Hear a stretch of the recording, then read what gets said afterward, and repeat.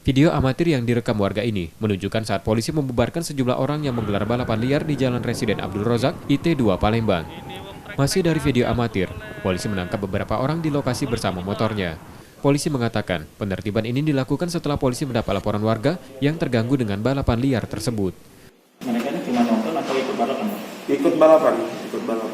Ada yang memang motornya rompeng, ada motornya yang sudah dimodifikasi, yang sudah kami ambil dan kami amankan di Mako Polrestabes. Jadi kalau secara undang-undang itu ada, kita masuk pasal 115 pasal 115 Undang-Undang Nomor 22 Tahun 2009, yaitu tentang lalu lintas dan angkutan jalan. Untuk mencegah aksi yang sama terulang, polisi menyiagakan personil di lokasi tersebut. Yudi Kiswanto, Kompas TV, Palembang.